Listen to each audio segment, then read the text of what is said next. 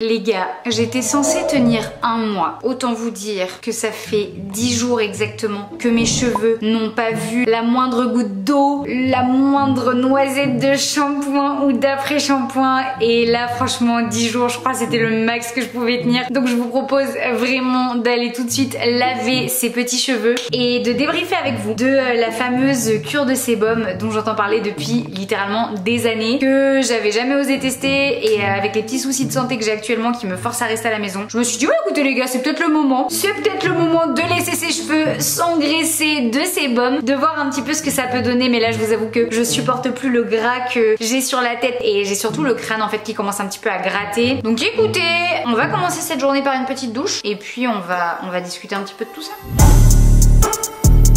Baby I'm dangerous, dangerous. Joie, bonheur, le premier shampoing après des jours.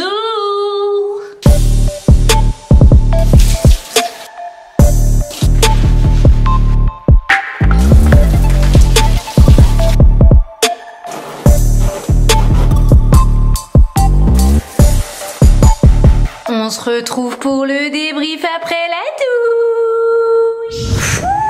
Comment je me sens bien les gars.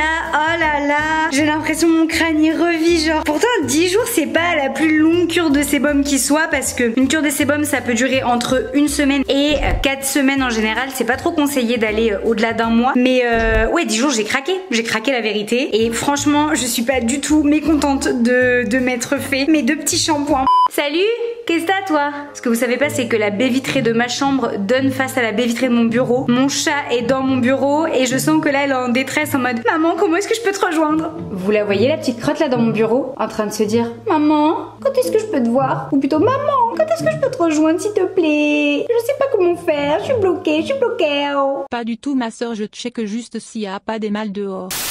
Comment ça fait du bien les gars de se laver les cheveux. J'aurais jamais cru dire ça un jour. Ah la vérité, là j'ai attendu qu'ils sèchent, j'ai retrouvé mes petites boucles et franchement vous imaginez même pas comment ça me fait kiffer, parce que comme vous avez pu le remarquer, j'avais les cheveux lisses juste avant de faire mon shampoing. Bah du coup j'en ai profité d'avoir les cheveux lisses pour tenter cette fameuse cure de sébum, et je vous avoue que j'avais pas très envie de tester une cure de sébum sur des cheveux bouclés. Je sais à quel point mes cheveux, quand ils sont bouclés et qu'ils deviennent sales, ils sont hyper chiants à gérer, et du coup je me suis dit en fait là pour le coup j'ai les cheveux lisses, ça va être beaucoup plus facile à brosser, notamment parce qu'il faut brosser très régulièrement ses cheveux pendant une cure de sébum. Autant vous dire que j'ai déjà fait l'expérience les gars de brosser mes cheveux quand ils sont bouclés, ça ressemble à peu près à ça.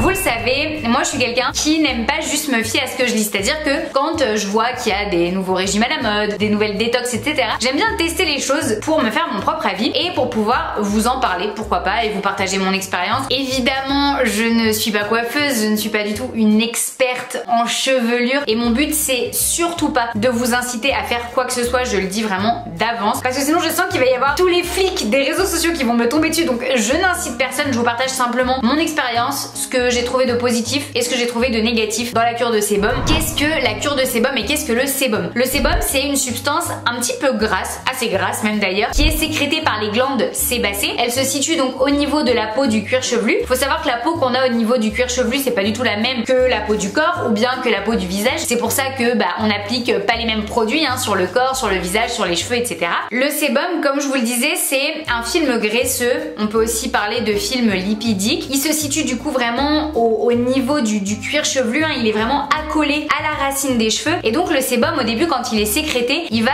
vraiment rester au niveau du cuir chevelu et au niveau des racines. Et ce qui est très cool, c'est que le sébum du coup c'est constitué, comme je vous le disais, de lipides, donc du cholestérol, des triglycérides, etc. Mais également c'est composé de tout un tas de micro-organismes. Les micro-organismes, c'est notamment des bactéries. Il faut savoir que des bactéries on en a absolument partout sur la peau, on en a à l'intérieur du corps, etc. Le corps humain est composé à 90% de de micro-organismes, donc c'est vraiment pour vous dire. Donc le sébum, comme tout un tas d'autres choses à l'intérieur et à l'extérieur de notre corps, est également composé de micro-organismes qui sont vraiment spécifiques à la peau qu'on a au niveau du cuir chevelu. Ce sébum, son rôle c'est quoi en fait? Eh bien c'est tout simplement de protéger le cuir chevelu ainsi que les cheveux des agressions physiques et biologiques extérieures. On en sécrète absolument tous et c'est d'ailleurs souvent ce qui va donner l'aspect gras, l'aspect sale à nos cheveux. C'est d'ailleurs vraiment dommage de penser que quelqu'un qui a les cheveux gras a les cheveux sales. C'est vraiment une idée reçue, un cliché qu'on a dans notre société, mais pas du tout. C'est vraiment une protection le sébum, donc faut surtout pas le voir comme quelque chose de mal. Après évidemment je conçois totalement que socialement parlant ce soit parfois plus dur à assumer d'avoir les cheveux gras. Du coup c'est vrai que le sébum on a tendance à vouloir l'éradiquer avec des shampoings aussi détergents que l'eau de Javel les gars, alors que le sébum c'est vraiment une substance qui est protectrice, qui permet à la fois de protéger la fibre capillaire, qui permet de protéger la kératine qui est la protéine qui compose le cheveu, qui permet également de protéger les écailles des cheveux et qui vraiment en fait leur permet d'être hydratés quotidiennement, d'être plus brillants. En gros c'est un peu comme si on avait un après-shampoing naturel qui était produit par notre cuir chevelu, donc que demander de plus les gars? Pourquoi est-ce qu'on décide de faire une cure de sébum? Alors dans mon cas c'était totalement de façon inopinée et inattendue les gars, c'était une expérience très clairement, mais souvent ce qui peut se passer c'est qu'on décide de faire une cure de sébum soit parce que justement on a les cheveux trop gras et du coup on a envie de réguler un petit peu la sécrétion de sébum parce que c'est quelque chose qui peut se faire. Pas mal de personnes tentent les cures de sébum également pour essayer d'espacer un petit peu plus leur shampoing parce que très souvent c'est encore une fois le cas des personnes qui sécrètent plus de sébum que les autres et qui du coup ont tendance à avoir les cheveux gras. Et bien ce qui se passe c'est que pour pallier à ces cheveux gras on a envie de faire des shampoings tous les 2 jours. Je crois même que j'avais des copines au lycée qui se lavaient les cheveux tous les jours pour lutter contre ça. Personnellement j'ai les cheveux bouclés, j'ai tendance à avoir les cheveux qui sont relativement secs, très secs, d'autant plus maintenant que je me suis teint en blonde les gars. Écoutez, mon mec voulait sa blonde, j'ai totalement craqué. Et non, la vérité, ayant d'une part les cheveux bouclés, j'ai tendance à avoir le cheveu sec. Pourquoi? Parce que le sébum a beaucoup plus de mal à glisser sur des cheveux bouclés et à s'écouler de façon à venir vraiment hydrater des longueurs et les pointes. Parce que personnellement je me lave les cheveux peut-être 2 fois par semaine au grand max, sachant que je fais beaucoup de sport etc. Bon pas en ce moment les gars s'il vous plaît, me le rappelez pas, mais dans la globalité je fais beaucoup de sport et pourtant voilà j'ai les cheveux tellement secs entre guillemets que je les lave surtout pas plus de 2 fois par semaine et parce que le sébum a vraiment du mal à venir se poser sur les longueurs et sur les pointes à la différence de quelqu'un qui aurait les cheveux lisses. Donc quand on a les cheveux bouclés comme moi ou peut-être crépus, le fait de faire une cure de sébum ça peut permettre justement de laisser descendre le sébum et de bien hydrater le cheveu sur toute sa longueur de façon naturelle. Lors d'une cure de sébum, ce qu'on décide de faire en fait c'est d'arrêter totalement les shampoings. Donc en gros ce qui se passe c'est qu'avant de démarrer ta cure de sébum tu vas faire un dernier shampoing, t'essayes de faire le shampoing le plus naturel possible. Alors je vais pas vous cacher que je n'avais pas prévu de faire une cure de sébum donc je ne pense pas avoir fait le shampoing le plus naturel possible, même si vraiment j'utilise des bons produits au niveau capillaire parce que je fais très attention à mes cheveux. Une fois que tu as fait ton dernier shampoing, et bien ça y est, tu arrêtes complètement d'utiliser le moindre produit pour les cheveux. Vraiment la cure de sébum, tu ne dois absolument plus rien utiliser sur tes cheveux et tu dois vraiment laisser le sébum faire son travail. On lit souvent que c'est censé durer 3 à 4 semaines. Alors j'ai cru comprendre qu'il y avait des gens vraiment qui persistaient pendant des mois sur les cures de sébum. Franchement les gars, force à vous, force et honneur, je ne sais pas comment vous faites, très clairement je ne pourrais pas. Dans la majorité des cas, j'ai quand même beaucoup lu que c'était vraiment pas conseillé de dépasser 30 jours, donc 1 mois de cure de sébum. Dans mon cas, j'ai décidé d'interrompre littéralement ma cure de sébum à 10 jours exactement. J'ai fait 10 jours à fond, 10 jours qui se sont plutôt bien passés. Pourquoi tu as interrompu ta cure de sébum de cette façon? Eh bien parce que je n'en pouvais plus et après pas mal de lectures également sur le sujet, s'il y a bien un truc que j'ai retenu c'est de ne surtout pas forcer une cure de sébum si à un moment donné, que ce soit psychologiquement ou physiquement, ça devient trop dur à gérer ou même désagréable. La cure de sébum, j'ai vraiment essayé de la respecter comme il fallait, c'est-à-dire que j'ai fait mon dernier lavage du coup quand j'étais au Portugal pour me faire mon petit brushing pour les fêtes de fin d'année. Mais comme j'avais les cheveux lisses, c'était pratique parce que je pouvais me les brosser sans trop de problème, parce que les cheveux lisses tu peux les brosser sans ressembler à Simba, hein, voilà clairement. Et évidemment tout au long de ma cure de sébum, j'ai brossé mes cheveux à la fois le matin et le soir. Je les ai brossés un petit peu dans tous les sens possibles, c'est-à-dire que je les ai brossés à la fois la tête en bas, la tête en haut, je les ai brossés par l'arrière, par le devant. J'ai pris le temps aussi parce qu'il faut les brosser suffisamment longtemps pour que le sébum qui a tendance un petit peu à s'accumuler au niveau du cuir chevelu, au niveau des racines, puisse descendre le long vraiment des longueurs. Le fait de les brosser d'ailleurs c'est très important. Pourquoi? Pour vraiment venir décoller les cheveux au niveau du cuir chevelu, d'éviter que ça fasse vraiment des genres de plaques un peu compactes compact. C'est d'ailleurs pour ça aussi qu'après le brossage on conseille un petit peu de faire des massages du cuir chevelu. Alors il y a tout un tas de règles, de massages circulaires etc. Je ne sais pas si j'ai vraiment bien fait les massages. En tout cas je sais qu'il fallait faire des massages vigoureux et je me suis beaucoup mise d'ailleurs à les masser quand j'ai commencé à ressentir un petit peu que pendant la cure de sébum ça commençait un petit peu à tirer. D'ailleurs petit aparté également, mais au niveau du brossage, hyper important quand vous brossez vos cheveux de laver votre brosse à l'eau chaude avec du savon après chaque brossage parce que le sébum va venir s'accumuler sur la brosse également, donc c'est pas bon du tout en fait, que ce soit sur votre cuir chevelu ou sur la brosse, faut surtout pas laisser le sébum s'accumuler, c'est ce qui va créer des plaques, des déchets, potentiellement des nids à bactéries, à champignons, donc vraiment faut faire très attention à ça. Pareil, c'est vraiment conseillé de bien changer sa tête d'oreiller, de si jamais vous décidez de mettre des bonnets, des casquettes etc. pour cacher un petit peu le fait que vous avez les cheveux gras, n'hésitez pas à les laver vraiment régulièrement. Le but c'est d'aérer au maximum le cheveu, ce qui n'est pas forcément évident quand on fait une cure de sébum. Ce que j'ai constaté aussi pendant la cure de sébum, c'est que à chaque brossage je perdais quand même pas mal de cheveux. Je pense pas que ce soit parce que je perdais plus de cheveux que d'habitude, parce que pour le coup j'aurais vu vraiment si je perdais des plaques de cheveux, mais t'en perds quand même pas mal, je pense, parce que potentiellement peut-être ça accélère la perte des cheveux morts, je ne sais pas. Je sais quand même de par mon coiffeur que normalement par jour on perd une centaine de cheveux, donc potentiellement en fait moi pour le coup quand j'ai les cheveux bouclés je les perds beaucoup moins facilement mes cheveux, et mes cheveux morts du coup s'accumulent dans mes cheveux classiques, parce que quand j'ai les cheveux bouclés je les brosse pas plus de 2 fois par semaine. Là j'avais les cheveux lisses, du coup je les brossais 2 fois par jour, donc forcément peut-être que j'ai remarqué plus de cheveux dans mes brossages qui tombaient qu'habituellement, je sais pas, mais voilà, c'était une des choses que j'ai remarqué en tout cas pendant cette petite cure de sébum. Alors là où j'ai fait quelques erreurs, c'est que pendant ma cure j'ai eu tendance à les attacher pas mal, c'est-à-dire que j'avais du mal à les laisser un petit peu vivre, parce que tu sais, tu sens quand même que t'as les cheveux gras, et donc même si mes cheveux graissent pas très vite, au bout d'un moment ils sont quand même devenus gras, et j'avais du mal en fait à les laisser, j'avais l'impression que c'était plaqué contre moi malgré les brossages. Du coup en fait je préférais soit les mettre en chignon, soit les mettre en queue de cheval, et en fait il y a eu quelques fois où j'ai tiré très fort mes queues de cheval. Quelle horreur en fait, pour le coup ça donnait l'impression d'être hyper bien coiffée et de ne pas du tout avoir les cheveux gras, donc socialement parlant c'est plus facile, on va pas se mentir, mais par contre pour le coup ça faisait mal et ça s'est mis à me tirer, à être vraiment désagréable. Je sentais que ouais c'était même un peu douloureux, et quand j'ai commencé à ressentir ça je me suis dit mauvaise idée. Du coup je vous ai demandé conseil, nombreux d'entre vous m'ont dit, surtout Juju, fais des coiffures genre hyper souples, donc je me suis mise à faire pas mal de tresses, les tresses très lâches, et ça m'a fait beaucoup de bien au niveau du cuir chevelu, mais j'ai quand même pris la décision d'arrêter, parce qu'à partir du moment où j'ai commencé à ressentir que ça brûlait, ça tirait, ça grattait, je me suis dit ouais c'est quand même pas hyper sain. Pour avoir lu pas mal de témoignages, il y a aussi des gens qui expliquent quand même que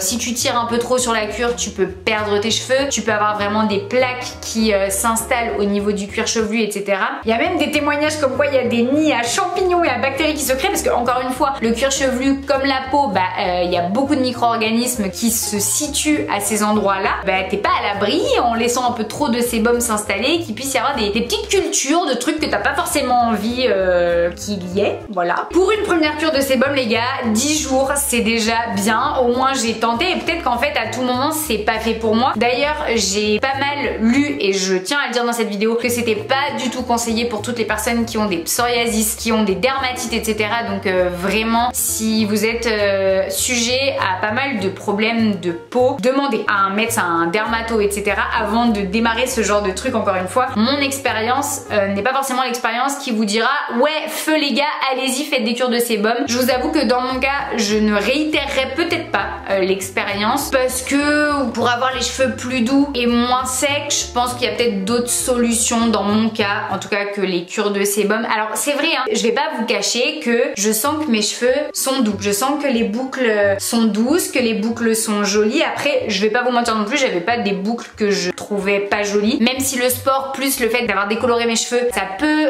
abîmer la boucle. C'est vrai que dans mon cas j'ai réussi à garder une boucle plutôt jolie, j'ai pas l'impression que ma boucle soit plus belle après la cure de sébum, peut-être aussi parce que j'ai pas laissé suffisamment longtemps, même si encore une fois j'ai vu le témoignage de pas mal de personnes qui faisaient des cures de sébum sur une semaine pour qui ça suffisait. En fait vraiment le but d'une cure de sébum c'est aussi de sentir que le sébum a enfin atteint les pointes. Dans mon cas j'ai aussi lavé mes cheveux parce que je sentais que même s'il était beaucoup moins présent évidemment sur les pointes qu'au niveau du cuir chevelu, le sébum était vraiment bien descendu, et que pour une première expérience ça suffisait. Après c'est un avis qui est très personnel, c'est peut-être pas l'avis que vous vouliez entendre, mais c'est mon ressenti et mon expérience. Il y a peut-être des tas de personnes qui vous diront qu'elles ont adoré faire une cure de sébum, ça a eu vraiment beaucoup de bienfaits pour leurs cheveux, et bah franchement c'est tant mieux. Dans mon cas, je dirais qu'à part le fait que ouais potentiellement peut-être que je les sens un peu plus doux, bon je vais pas faire la meuf en mode ça a été franchement le jour et la nuit, mes cheveux n'ont plus rien à voir, non ça serait faux. Au niveau des shampoings, comme vous l'avez vu aujourd'hui, du coup c'est très simple en fait quand on termine une cure de sébum, que ça fasse 10 jours ou 1 mois, en fait il suffit de faire comme habituellement 2 shampoings. Alors personnellement moi mon coiffeur m'a toujours appris à faire 2 shampoings parce que le premier shampoing c'est vraiment ce qui va permettre de décoller tout ce qui s'est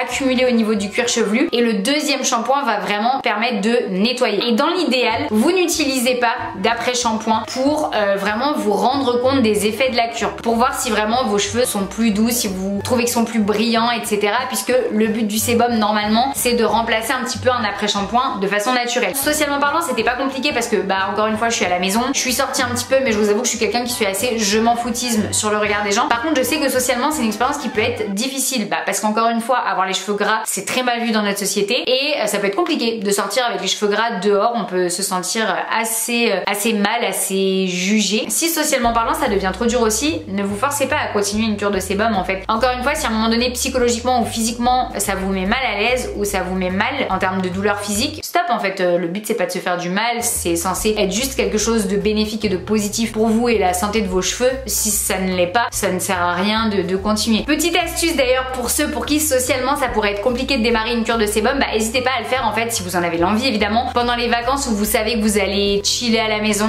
ou bien ouais pendant une période en fait où potentiellement bah vous avez un petit souci de santé, toutes ces périodes en fait où on est un peu en mode off, que on sort moins que d'habitude, on fait moins de choses. Pendant l'hiver aussi parfois ça peut être plus facile parce que je peux comprendre qu'on n'ait pas envie d'avoir affaire au regard des gens, d'avoir affaire aux remarques des gens. Est-ce que vous êtes réellement content de savoir que pendant 10 jours je ne me suis pas lavé les cheveux? Je ne sais pas les copains, je ne sais pas, mais je pense que c'était important de vous partager cette expérience parce que pour moi c'était une expérience que bah, je ne l'ai pas menée jusqu'au bout. J'ai pas eu franchement la force et le courage d'aller au bout des 30 jours et bah, c'est pas grave en fait. Le plus important dans une cure de sébum de tout ce que j'ai lu, c'est vraiment d'être à l'écoute de soi, et ça c'est vrai dans tous les domaines, c'est vrai dans le sport, dans l'alimentation, dans le travail. Votre corps a besoin que vous soyez à son écoute, et quand à un moment vous sentez que ça y est, vous avez trop tiré, c'est que c'est le moment d'arrêter. Donc pour ma part, au bout de 10 jours, la cure de sébum était terminée. Je suis très contente d'avoir tenté le truc. Encore une fois, je pense pas que je le referai, mais voilà, c'était une expérience originale. N'hésitez pas à me dire dans les commentaires, est-ce que vous aussi vous avez déjà testé la cure de sébum? Si oui, qu'est-ce que vous en avez retiré? Est-ce que c'était positif ou négatif? Franchement, j'ai vraiment envie d'avoir votre avis là-dessus. Ça peut aider toutes les personnes qui vont voir cette vidéo et qui vont